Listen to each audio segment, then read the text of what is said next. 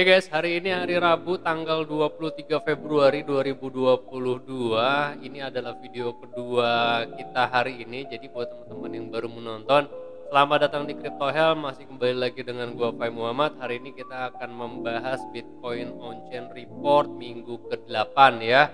Nah, hari ini kita akan sedikit membahas tentang tekanan jual yang masih mendominasi di pasar Bitcoin yang kemungkinan besarnya itu akan mempengaruhi performa pasar cryptocurrency ke depannya. Nah, juga kita akan membahas aktivitas short term holder dalam beberapa bulan belakangan ini karena sudah sekitar kayak 100 hari lebih ya kita ini harga Bitcoin belum tampak stabil yang menyebabkan tekanan harga cryptocurrency lainnya itu juga ngedrop dan enggak stabil.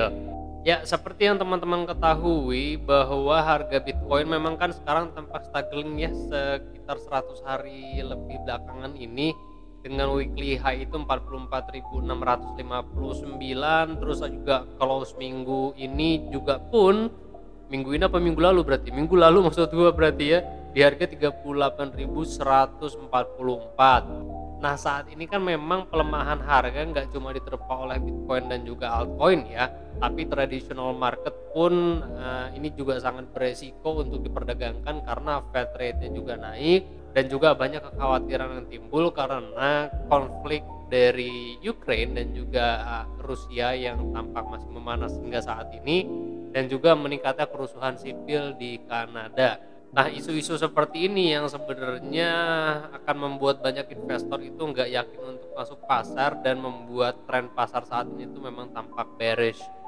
Jadi pertanyaannya adalah apakah tekanan jualnya saat ini itu memang sangat besar dibanding akumulasi? Kita akan coba dulu ya review di beberapa indikator di depan. Nah, salah satu sinyal nyata kalau Bitcoin saat ini lagi bearish itu adalah kurangnya aktivitas on-chain dan ini juga kita bisa identifikasi menggunakan indikator ini ya guys. Memang gunanya untuk melihat permintaan jumlah transaksi dan on-chain fees yang memang dikeluarkan oleh para trader saat ini. Kalau kita bandingkan bull dan bear market dari matriks ini, kenaikan nilai matriks dari indikator ini tuh dapat kita simpulkan bahwa aktivitas beli atau demand investor untuk membeli Bitcoin cenderung banyak ya. Maka dari itu ada kenaikan matriks yang juga cukup sangat signifikan. Nah, kalau lagi bearish market dari aktivitas yang terjadi saat ini misalkan ya, justru aktivitas beli Bitcoin saat ini permintaannya memang cenderung sedikit tapi lebih besar nilai aktivitasnya dibanding 2018 dan 2019. Jadi kesimpulannya kemungkinan besarnya saat ini memang Bitcoin memang banyak dibeli dan juga disimpan dibandingkan diperdagangkan.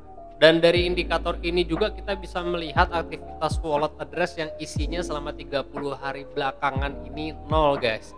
Untuk saat ini memang kalau kita lihat terjadi penurunan matriks yang kemungkinan besarnya selama 30 hari terakhir ini banyak investor yang mengosongkan saldo wallet mereka ya guys.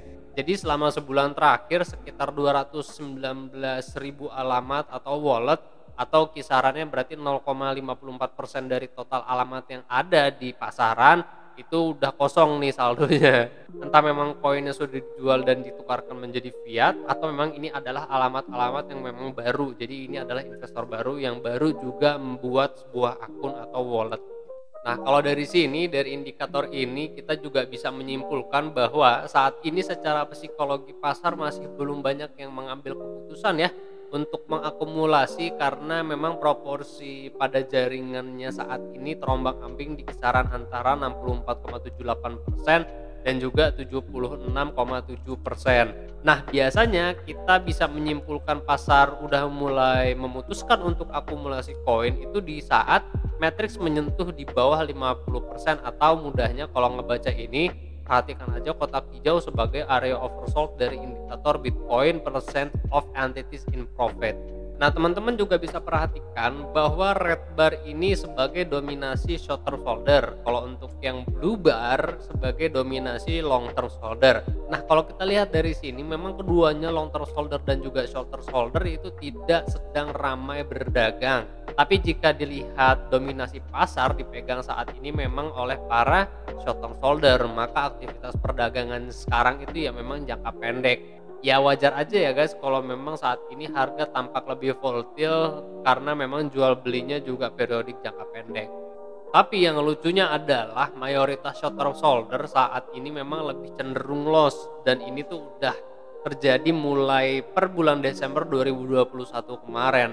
Total unrealized loss saat ini sama dengan 17,9% dari kapitulasi pasar Bitcoin. Jadi basically saat ini memang kesimpulannya masih sama seperti sebelum-sebelumnya ya. Mayoritas pasar ini memang masih belum mengambil keputusan untuk akumulasi Bitcoin. Dengan kita bisa melihat selama 30 hari belakangan banyak alamat dompet yang juga sudah dikosongkan belum terisi kembali. Berarti ada indikasi apakah wallet-wallet tersebut itu sudah menjual koinnya, atau juga memang itu adalah dompet-dompet yang baru dibuat mungkin 2020, 2021, 2022, berarti itu adalah investor baru yang memang belum mengisikan dompet-dompetnya mereka gitu ya. Juga tingkat volatilitas harga saat ini yang naik juga nggak begitu tinggi, terus turunnya begitu cepat ya, itu disebabkan memang dari dominasi pasar yang dipegang oleh para investor atau traders jangka pendek atau para scalper. Kalau kita gabungkan kesimpulan dari laporan minggu ke-5, ke-6, dan ke-7 kemarin, rasanya pasar kripto itu akan sangat membosankan untuk beberapa tahun ke depan ya. Mungkin ya kalau perkiraan gue sampai halving 2024, halving itu Maret 2024. Jadi teman-teman perhatikan dan ingat-ingat bahwa pasti ada fase di mana kita bisa akumulasi di mungkin ada pertengahan 2023 atau di akhir 2023 sebelum nanti masuk lagi ke fase halving. Biasanya kalau fase halving itu masuk ke fase recover dan juga masuk ke fase bullish. Jadi ya persiapkan aja dananya untuk akumulasi lagi sekitaran awal 2024 atau pertengahan 2023. Nah kalau untuk saat ini apalagi yang masih baru di dunia kripto ya, selamat datang di winter season. Nah jadi beginilah ya pasar kripto, pasti ada waktunya sepi, ada waktunya juga rame. Kalau ya sepi bear ya, kalau rame ya bull kayak gitu ya. Jadi ya jangan kapok-kapok buat teman-teman yang baru di dunia cryptocurrency, jangan kaget kalau naiknya tinggi, kalau turunnya juga dalam. Ya memang seperti ini cryptocurrency. Selamat datang dan nikmatilah cryptocurrency seperti ini. Jadi ya teman-teman jangan kapok-kapok ya.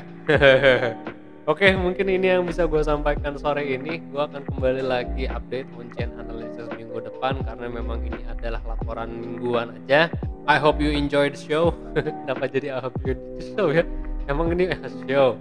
I hope you guys got the information. Semoga teman-teman dapat informasi ini dan bisa mengambil keputusan dalam berinvestasi ya guys. Thank you very much for watching. Gua Fahim Muhammad. Kalian jangan sakit-sakit sehat terus karena sehat mahal. I'll see you guys on the next video. Peace out.